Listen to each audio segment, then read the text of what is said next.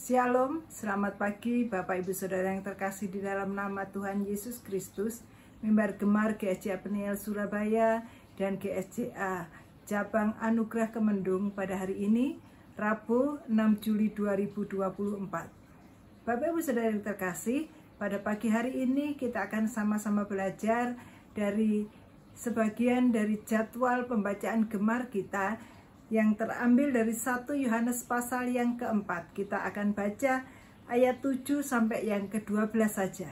1 Yohanes pasal 4 ayat yang ke-7 sampai yang ke-14. Demikian firman Tuhan. Allah adalah kasih. Saudara-saudaraku yang kekasih, marilah kita saling mengasihi, sebab kasih itu berasal dari Allah. Dan setiap orang yang mengasihi lahir dari Allah dan mengenal Allah. Barang siapa tidak mengasihi, ia tidak mengenal Allah, sebab Allah adalah kasih.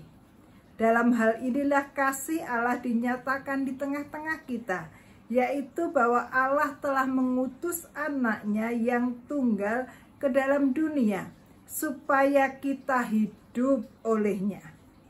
Inilah kasih itu, bukan kita yang telah mengasihi Allah, tetapi Allah yang telah mengasihi kita dan yang telah mengutus anaknya sebagai pendamaian bagi dosa-dosa kita. Saudara-saudaraku yang kekasih, jikalau Allah sedemikian mengasihi kita, maka kita juga mengasihi. Tidak ada seorang pun yang pernah melihat Allah. Jika kita saling mengasihi, Allah tetap di dalam kita dan kasih-Nya sempurna dalam kita. Puji nama Tuhan. Bapak Ibu Saudara yang terkasih, judul perikopnya sudah sangat jelas. Allah adalah kasih. Jadi kasih itu adalah karakter dari Allah kita. Kasih Allah yang luar biasa di dalam mengasihi kita, sehingga Allah mengutus anaknya, Yesus Kristus Tuhan, untuk turun ke dalam dunia ini, bukan hanya sekedar menjadi manusia, tetapi Tuhan Yesus, Allah yang turun ke dunia, Dia mau rela mengorbankan dirinya dan menanggung dosa-dosa kita. Itu sebabnya Tuhan Yesus mati di kayu salib. Karena Tuhan sudah menanggung dosa kita. Dosa manusia yang begitu besar. Manusia yang seharusnya binasa. Tetapi karena kasih Allah. Sekali lagi, karena kasih Allah yang besar, sehingga Allah rela turun menjadi manusia dan mengorbankan dirinya untuk menebus dosa-dosa kita. Bapak Ibu Saudara yang terkasih, kasih, kata-kata yang tidak asing lagi bagi setiap kita. Tetapi kasih itu tidak hanya sekedar ungkapan semata. Kata kasih itu akan benar-benar bermakna saat kita melakukan tindakan nyata.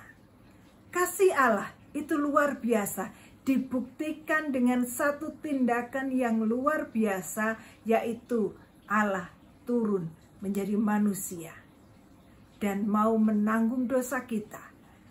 Mati di atas kayu salib, menebus setiap kita. Sehingga setiap kita yang harusnya binasa, kita beroleh kehidupan yang kekal. Jadi Bapak Ibu Saudara yang terkasih, kasih itu akan benar-benar berarti kasih yang sesungguhnya saat tidak hanya diucapkan saja, tetapi harus dilakukan. Bapak Ibu Saudara, Allah sudah terlebih dahulu mengasihi kita. Ayat yang ke-11 dikatakan, saudara-saudaraku yang kekasih, jikalau Allah sedemikian mengasihi kita, maka haruslah, sekali lagi dikatakan, maka haruslah kita juga saling mengasihi. Jadi kita yang sudah menerima anugerah Tuhan, kasih Tuhan yang besar, yang Tuhan curahkan di dalam kehidupan kita, maka kita wajib, kita harus saling mengasihi.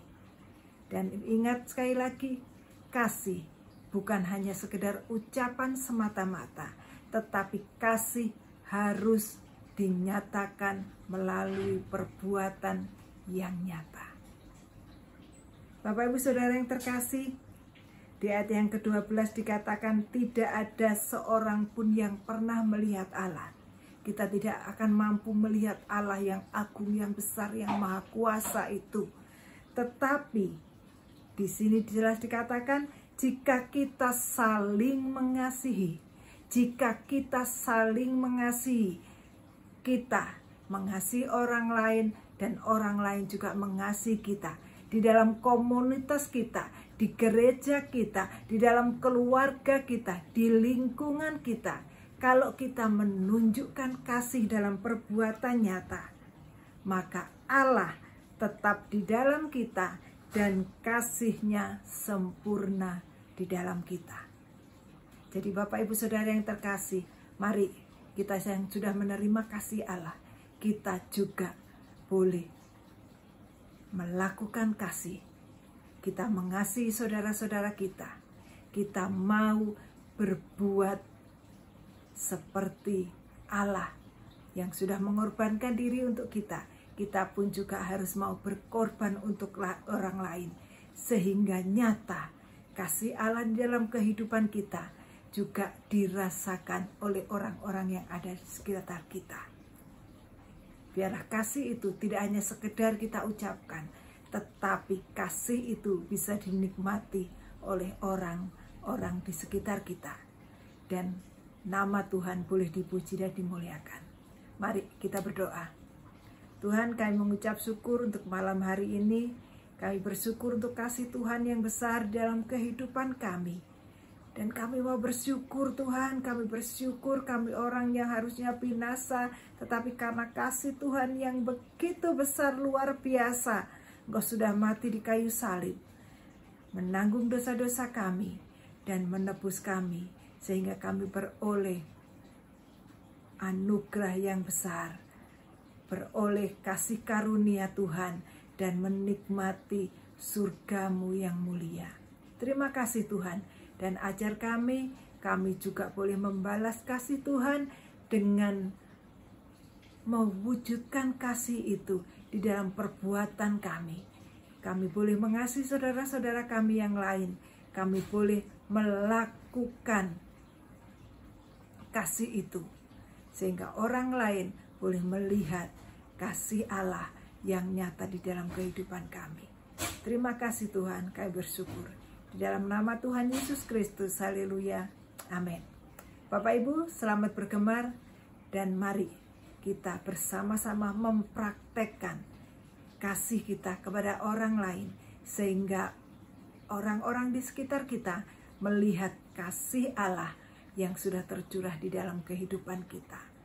Tuhan Yesus memberkati dan salam bergemar.